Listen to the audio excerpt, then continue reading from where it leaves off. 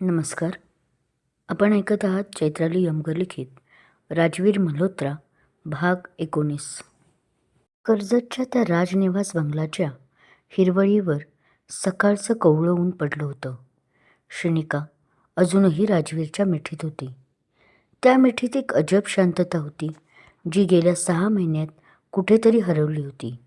राजवीरनं तिच्या डोक्यावरून प्रेमाने हात फिरवला. कसं वाटतंय मॅडम? कॉलेजच्या कडक प्रोफेसरला सोडून या राजसोबत राहायला तयार आहात ना पुढचे 2 दिवस? राजवीरनं मिश्किलपणे विचारलं. श्रीनिकाने त्याचे डोळे न्याहाळले. राजजी, हा राज मला जास्त आवडतो, पण मला अजूनही विश्वास बसत नाही आहे की हे सगळं तुम्ही केलं. लांबून शुभू ओरडली. कपल, आता मिठीतून बाहेर या आणि फ्रेश व्हा. नाश्ता तयार आहे आणि आजचा प्लॅन खूप मोठा आहे. शुभू आणि बन्या आधीच हॉलमध्ये जाऊन बसले होते. बन्या आज खूपच खुश होता. त्याने कधी विचारही केला नव्हता की साक्षात राजवीर मल्होत्रासोबत तो अशा प्रकारे ट्रिपला येईल. काही वेळातच चौघेही नाश्त्याच्या टेबलावर जमले. मेन्यूमध्ये गरमागरम कांदे पोहे आणि वाफाळलेला अद्रकचा चहा होता. किशोर, आज तू खूप शांत आहेस रे. एरवी तर तुझं तोंड थांबत नाही. राजवीरने पोहे खात विचारलं. नाही सर, ते कसं आहे ना, सवय नाही ना तुम्हाला अशा कॅज्युअल कपड्यात बघायची. डोळ्यासमोरून तो ब्लॅक सूट जातच नाही आहे, बन्या चाचरत म्हणाला. तशी शुभू हसली. बन्या, आता ते सर नाहीत, आता ते फक्त दाजी आहेत आणि आपण सगळे मित्र आहोत. बरोबर ना दाजी? तिने मुद्दाम राजवीरला दाजी हाक मारली. अगदी बरोबर शुभू. आज तुम्ही मला हवं ते बोलू शकता. कॉलेजची सगळी कसर इथे काढून घ्या. राजवीर हसून म्हणाला. श्रीनिकाने राजवीरकडे कौतुकानं पाहिलं. तिला जाणवलं की राजवीर फक्त तिच्यासाठी नाही तर तिच्या मित्रांसाठीही स्वतःला बदलण्याचा प्रयत्न करत आहे. नाश्ता झाल्यावर राजवीरनं ठरवल्याप्रमाणे ते विलाच्या मागच्या बाजूला असलेल्या एका छोट्या नदीकाठी गेले. तिथे चहूकडे मोठी झाडं होती आणि पाणी अगदी काचेसारखं स्वच्छ होतं. शुभू, किशोर, तुम्ही तिकडे वरच्या बाजूला जाऊ शकता. तिथे एक छान व्ह्यू पॉईंट आहे. मी आणि श्री इथेच थांबतो. राजवीरने किशोरला हळूच डोळा मारत म्हटलं. ओ, समजलं समजलं. आम्ही डिस्टर्ब नाही करत. शुभूने बन्याचा हात धरला आणि ती त्याला ओढत घेऊन गेली. आता तिथे फक्त राजवीर आणि श्रेनिका होते. नदीच्या पाण्याचा आवाज आणि पक्ष्यांचा किलबिलाट. राजवीरने नदीच्या काठावर असलेल्या एका दगडावर बसकन मारली आणि श्रेनिकाला आपल्याजवळ ओढलं. किती थंड आहे पाणी. श्रेनिकाने आपले पाय पाण्यात सोडले होते. ती आनंदाने उद्गारली. श्री, मला तुला काहीतरी सांगायचं आहे. राजवीरने तिचा हात हातात घेत म्हटले. गेल्या काही दिवसात मी तुला रोहितसोबत बघून खूप जळत होतो. मला माहिती आहे ते नाटक होतं, पण मला सहन होत नव्हतं. राजजी, मलाही ते आवडत नव्हतं. श्रीनिकाने त्याच्याकडे प्रेमाने पाहिले. पण मला वाटलं की तुम्हालाही तेच हवंय. पण एक सांगू, रोहित माझ्याजवळ यायचा प्रयत्न करायचा तेव्हा मला फक्त तुमची आठवण यायची. राजवीरने तिच्या केसातली एक बट मागे सारली. आता इथून पुढे कोणतंही नाटक आपल्या दोघांमध्ये येणार नाही. मी तुला वचन देतो. त्याने हळूच तिची हनुवटी धरली आणि तिच्या ओठांकडे झुकला.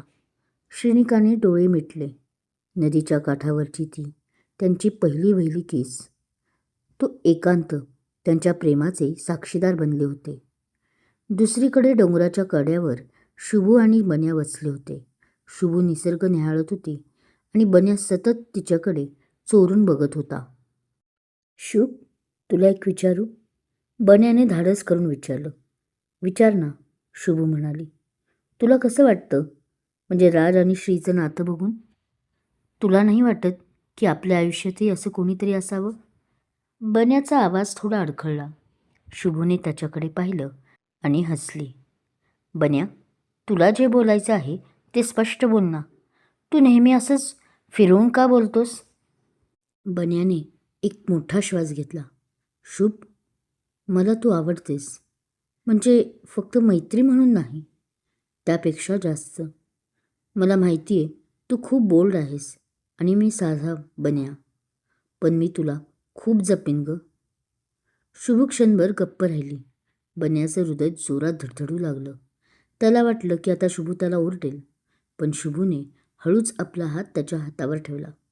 वेडा आहेस तू बन्या. तुला काय वाटतं मला काहीच समजत नाही? तू ज्या प्रकारे माझी काळजी घेतोस ना, ते मला खूप आधीच समजलं होतं.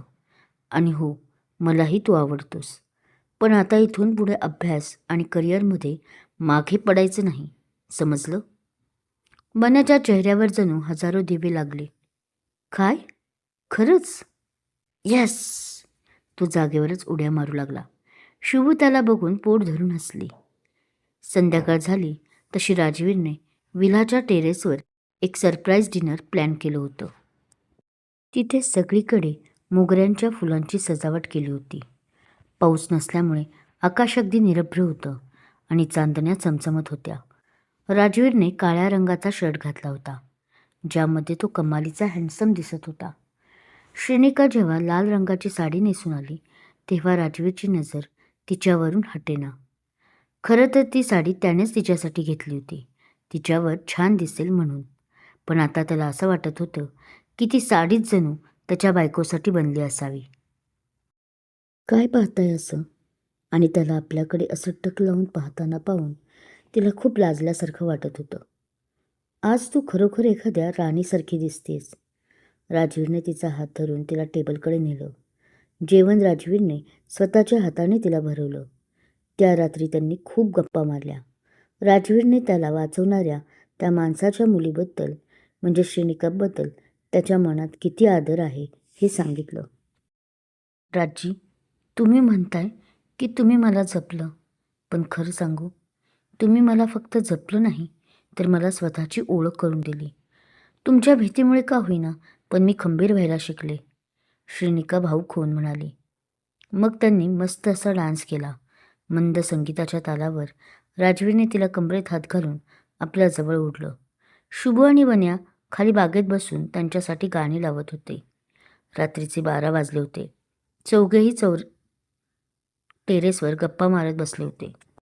दाजी, मग उद्याचा काय प्लॅन आहे? उद्या रविवार आहे, शुभूने एक भुवई उडवत विचारलं. उद्या सकाळी आपण ट्रेकिंगला जाऊया आणि दुपारी लंच करून मुंबईला निघूया, जेणेकरून कोणाला संशय येणार नाही, राजवीर म्हणाला.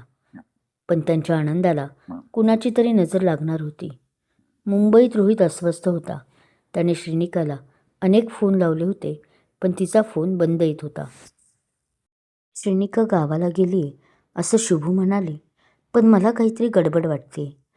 तिने एकदाही रिप्लाय दिला नाही. रोहित स्वतःशीच पुटपुटला. त्याने त्याच्या एका खबऱ्याला फोन लावला. त्या प्रोफेसर मल्होत्रावर लक्ष ठेव. तो कुठे आहे ते शोध. तिकडे कर्जतमध्ये राजवीर आणि श्रेनिका एकमेकांच्या कुशीत विसावले होते, या विचाराने की पुढचे 24 तास तरी त्यांना कोणीही त्रास देणार नाही. पण रोहितची शंका आता मात्र एका मोठ्या वादाला जन्म देणार होती. थंडी वाढली होती तसा राजवीरने श्रेनिकाला आपल्या जवळ ओढलं. श्री, तुला भीती तर वाटत नाही ना? म्हणजे आपण असं लपून आलोय म्हणून? नाही राजी, जोपर्यंत तुमचा हात माझ्या हातात आहे तोपर्यंत मला कशाचीच भीती नाही. आपण परत गेल्यावर पुन्हा ते नाटक सुरू होईल ना? तिने त्याच्या डोळ्यात पाहत म्हटलं. ती त्याच्या हातावर झोपली होती आणि हळूच मान वर करून बोलत होती.